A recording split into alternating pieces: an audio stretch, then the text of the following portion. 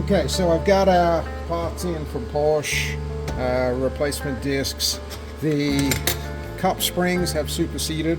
This is the new number for 928, and I say new, it's quite a long time ago. Here's the original wave washer that has been crushed. These help us set a lot of the preloads, so we're going to be installing the updated parts there and replacing our flattened out concave washers. We have our thrust washers, friction discs, and other wearing components that we're going to change. So I've already cleaned the housing. This is all ready to get reassembled. Just going to go ahead and wash the rest of the gear sets. Our friction discs, I'll give them a light clean and then soak them in a gear oil just so that they're impregnated with gear oil. Inside a transmission, normally we're assembling everything dry. This is one of the rare exceptions where we can actually leave these soaking in gear oil. So we're going to get at it, get the differential back together. We'll set it up in the vise again and measure using we've got our setup right here for measuring our torque. Make sure the preload is set correctly and move on to rebuilding the rest of the transmission. Alright, so we're going to start reassembling our differential. I've got my friction disc soaking in some GL5 80W90 gear oil. Everything's cleaned up, starting with my thrust washers. Just going to put a little bit of trans prep on these. And trans prep is just a grease that has a really low melting point. So it will melt in with the oil very quickly. And it also helps hold everything in place during assembly. Okay, yeah, I've got a concave washer in there next. I'm going to go with a new friction disc, a new fixed disc. Grab 2 friction discs, and on these we're just going to put these 2 together. Slippery, followed by wiping my fingers.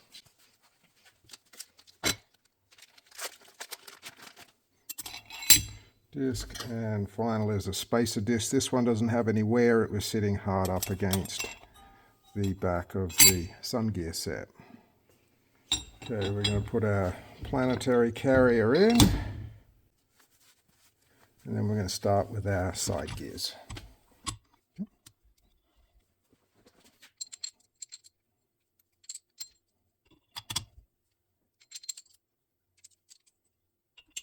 Okay.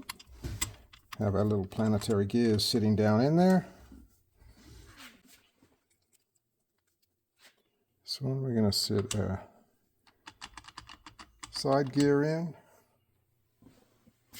And the other half of our carrier.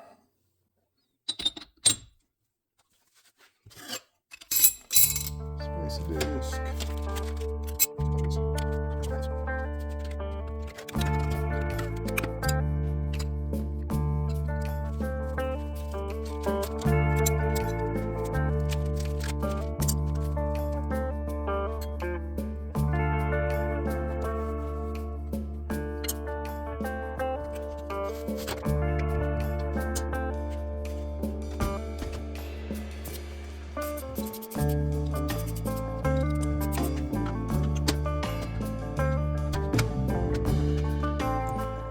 So I've just put in my 2 6mm retaining bolts, and before we pulled this apart I could just twist this and break the differential free by hand.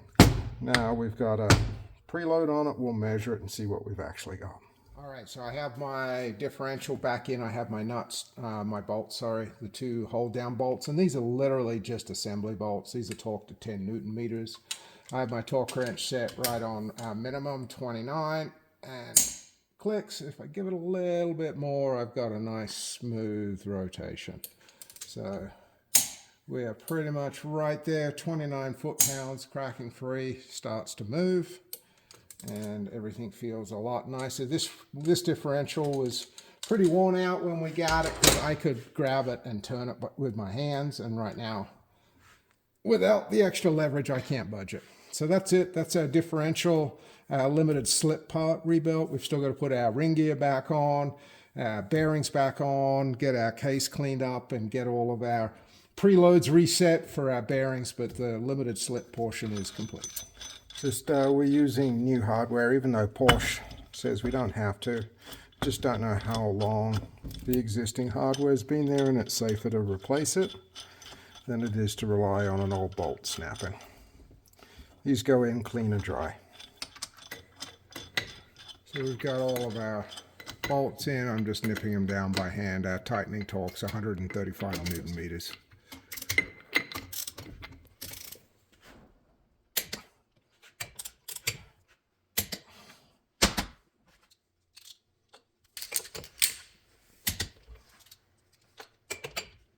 Everything's tight. Just putting our new lock plates on.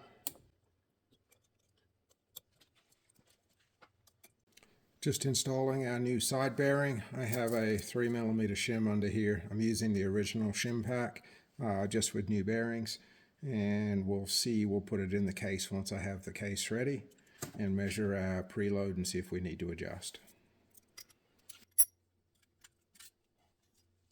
So we're just getting our case prepped. I've just pulled out the seal, the input shaft seal tube.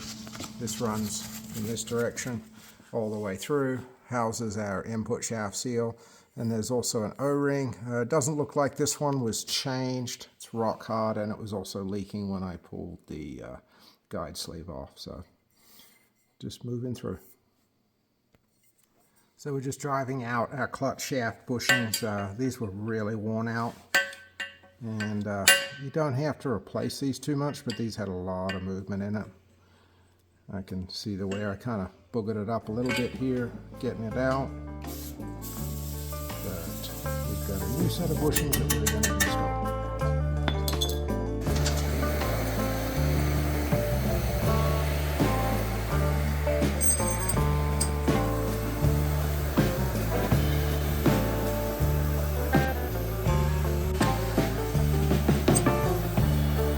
So on my pinion shaft, I'm prepping to get everything back together. I've pressed off the original bearings that it came in with. I've got my new pinion annular bearing installed, new front support bearing installed, and I'm working on the gear sets right now. So one of the things that we're doing, and one of the complaints on this particular transmission, was first gear was very hard to get into. So if we look at, here's our original stuff. We can see these teeth are heavily rounded over, and these are the synchro teeth. Now I've pulled this off the gear already. You do need special tools to do this. It is different than the 901s and the 915s. It's specific to the turbos, and you can't really do it without it. I've seen guys try to cut this stuff off. They usually end up damaging the gear if you try to Dremel it off. So if you're going to be doing one of these, you really do need the tooling. And we'll show you that in just a minute. But what the issue was is, this is the early style symmetrical synchro. We can see where the tooths are all rounded off and are relatively small as well. Same on, this is the dog teeth that I've pressed off. We can see some mild rounding, not the worst that I've seen. Definitely the slider should have been thrown away a long time ago.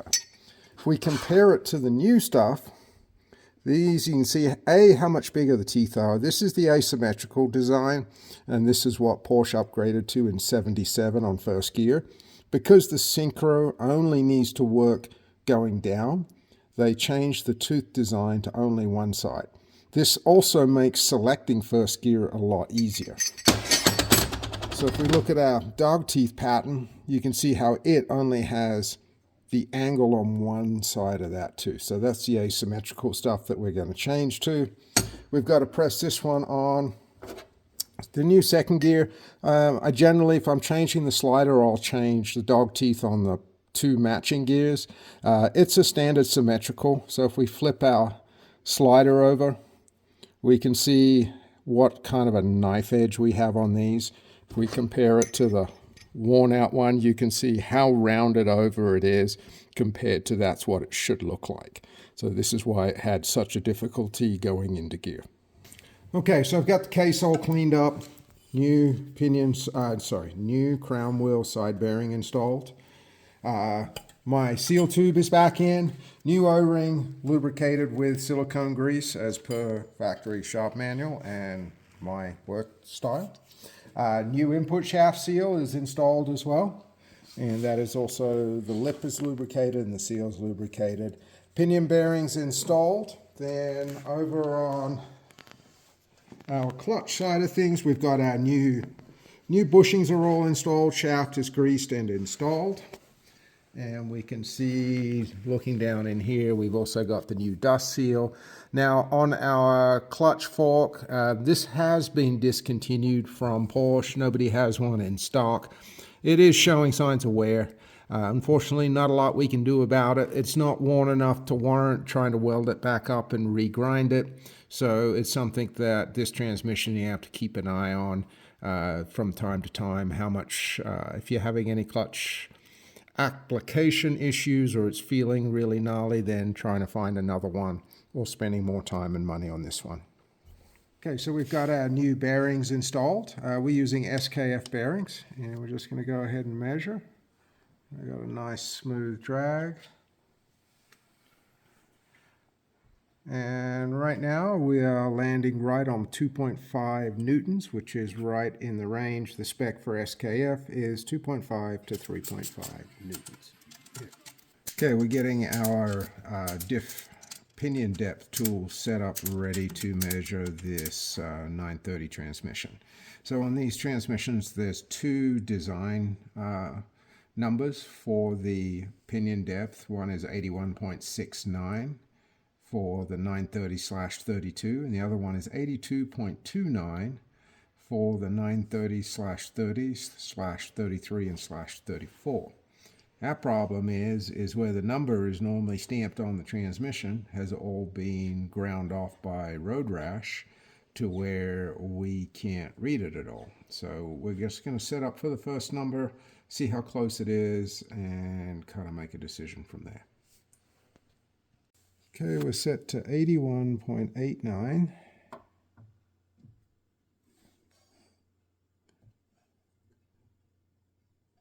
Zero on our dial gauge, and we are at position 3 on the, so we're 3 millimeters in exactly on the dial gauge. Recheck. Yep, and 0 repeats.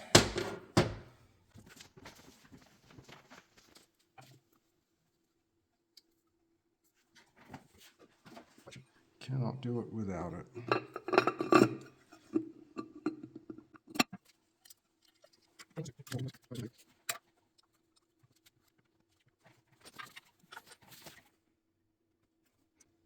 So, looking at this, that's the highest reading. We're 3.5, 3.57. So 0.57 millimeters in too deep. That's if it's this depth setting. Okay, so I've got my shim pack in there. I put in 3.2 shims and originally a 0.1 shim, which is what I was starting with, as that's what the transmission came in with. I ended up taking out the 0.1 shim and putting in a 0.05 shim, and that's brought us right to 0 on our depth. Now, one of the complaints of this transmission was final drive noise. And this thing was effectively 0.55 of a millimeter out, which in the world of pinion depth is quite a lot. So one of my concerns is going to be if the gear set has taken a wear pattern to it that's still going to generate noise, especially when you make a change. I don't know how long it's run at this setting, but it's something that we spoke to the owner about before undertaking this. And I've seen it a couple of times now where the gear set looks perfect, but you set everything back to where it should be, take it out on the road, and it's noisy. So this is something that we're going to have to get some feedback since I don't have the car here to test it myself. These gears, the 930 transmissions are a little different than the 915s. This is assembled and torqued, and then you assemble all of your gear sets as you go. You can easily kind of count. You got first, second, third, fourth, so those gears should get smaller, smaller, smaller as it goes down in size. On the input shaft, it's going to start out big, smaller, smaller, smaller. Now with turbos, you can get creative and mix stuff around. And I've seen people mix up these gears before, have the wrong gear on, and you can actually put it all together. You go for a road test, and third gear is where fourth is, and fourth is with where third is. So just pay attention as you're putting everything together.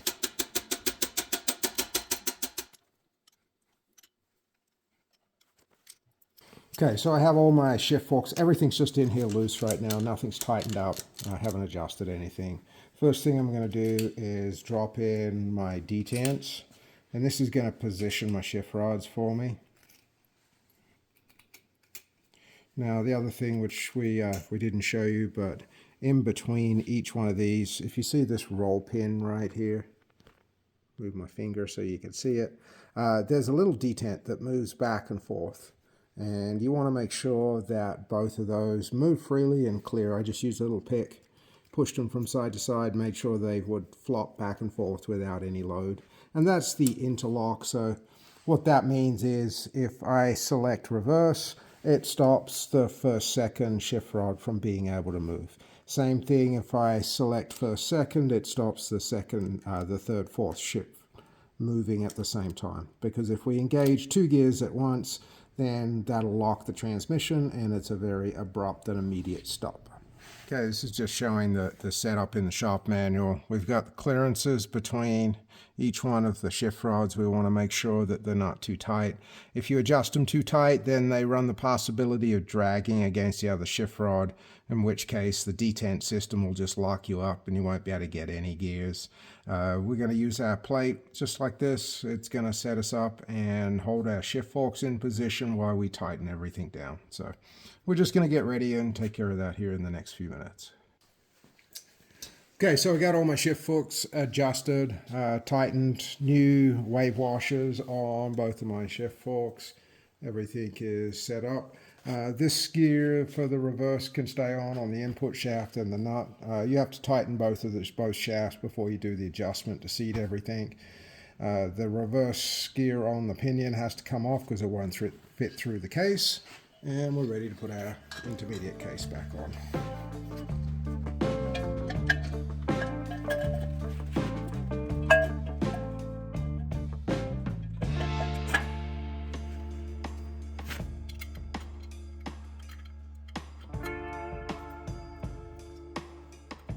So I'm going to tighten my input shaft and pinion shaft nuts. I've put the transmission in fourth. I have the reverse gear installed backwards on the reverse idler, and I have a mandrel that I've just machined up that fits inside the case to support reverse gear. By selecting two gears, it'll lock the shafts together. So I'm just going to check. I've already tightened this one, so I'm just going to check it. And that's right at 160 right there. And then our pinion shaft is, I believe, 210.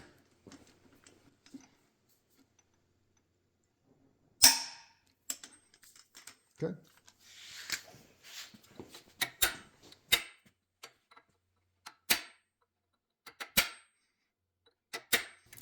Okay, so I did a quick look at my backlash on this, and we had moved the pinion back quite a ways. So I expected my backlash to be out, and it was about double. So what I've done is I've removed 0.1 from this shim pack and moved it to the other side because I wanted to keep my S total the same. We've got a good preload setting. We're just going to put the bearings back on and go ahead and slide the differential in and see what our backlash looks like. Okay, everything spins nice. We're seated all the way down. So let's see what it looks like.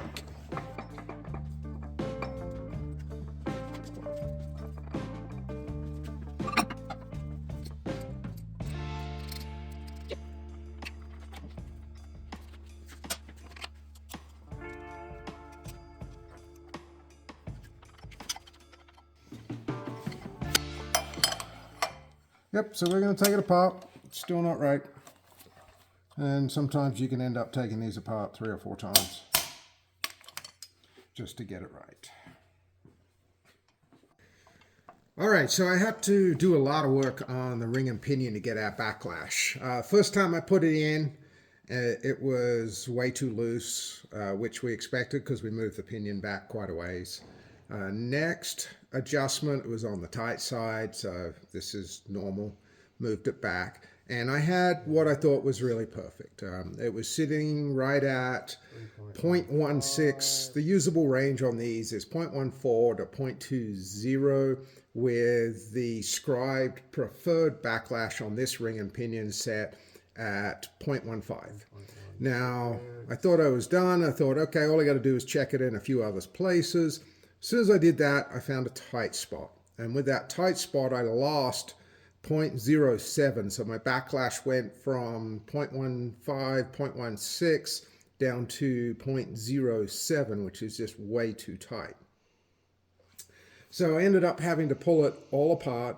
I couldn't get a clean reading on run out for the ring gear, so I actually pulled the ring gear off again, set up the differential on the bearing, on the bench, in the end cover, and was able to measure run out on the actual locking differential component. Right by the very edge of the housing, I was getting a good reading, but I was getting some slight numbers on the outside. So I took some 800 wet and dry and a 123 block, worked my way around, make sure I polished all of that surface. So once I got that numbers reading nice on the dial gauge, I took a look at the ring gear, and the only way I could accurately measure it was using my straight edge. And what I found is a bunch of hills and valleys, mainly around the bolt hole area, where you could see from distortion from being tightened over the years that the thread area had pulled up slightly. And all of this, we are talking very small numbers. We're not talking like 0.1 of a millimeter Grand Canyon style stuff. We are talking in the 0.0503 range. So I did the same thing there as I took some wet and dry, 800 grit, polished all of that surface with a 123 block so I could keep everything flat. And then when I reassembled it, I turned the ring gear 90 degrees from where it was, just to get a fresh perspective and also to see if I had made a noticeable difference. Torqued the bolts down in 3 stages, started with a nip, went to 60% of the torque value and then 100% of the torque value, and then put it all back together into the differential housing. What we had was our backlash, which had a 0.07 swing. I had reduced the backlash with the same shims to around 0.11, 0.12. So I had removed about 0.04 of a millimeter in backlash, but now it was consistent within 0.01 everywhere I measured it.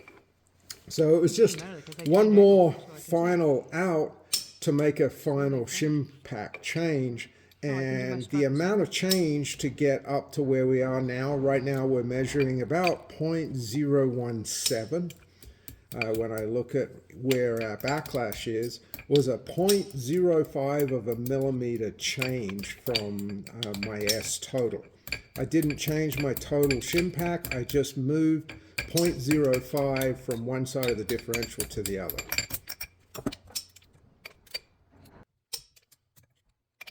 Okay, so here's where we ended up with our final backlash, and it's kind of start from positive there. So it's about 0.17. So we're in the usable range. Definitely could not make a change smaller than this. But all in all, just in the diff portion for backlash, with all of the work that we've had to do, it's probably close to 5 hours just to get our backlash total. And a lot of this is due because A, the parts are 45 plus years old, very quickly heading to 50 years old. And it's also the way it came in, the setup was so far out, it was literally starting from scratch again to get it all back to where it needs to be. Okay, for the second time in 2 days, we have standard hardware in a metric hole. If you see these marks on the back of a bolt, hash marks like this, it means it is a standard thread, not a metric thread. Don't do it. What we're going to do is, this is the pivot point for the throttles. I'm using a forming die. This is a little different than a regular tap in that it doesn't actually cut. What it does is it reforms the threads. It does have a little bit of relief cuts in here, so if there is any material that it shaves off, then it will allow that material to come in here, but we've got to reform the threads in this hole to be able to save it. If I can't do that, I'll have to put a time cert in it.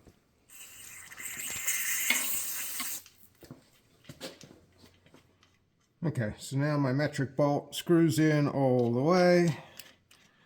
And just in case you wanted to know, a metric bolt on the top of the head will say its grade in actual numbers. So 8.8 is this bolt. It'll have the manufacturer's markings, but no hash marks. Okay, I've just lubricated the O-ring. Once again, as I always say, no sealant required. And this one came in with sealant. If the O-ring is allowed to slide in the way it's supposed to, they give a really good seal.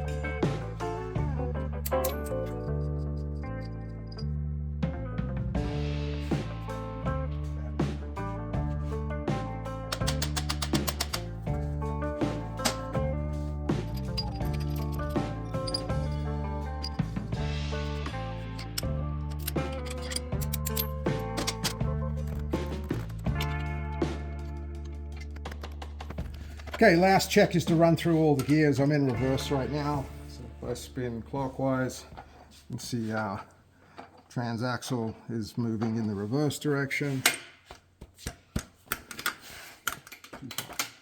So the other thing I'm looking for is that reverse lockout, which is this big spring and plunger that we have. So you can feel it's quite a bit of a turn.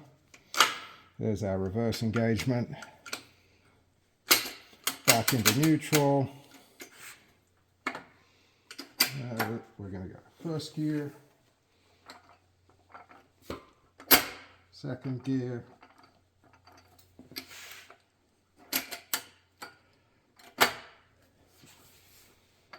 third gear,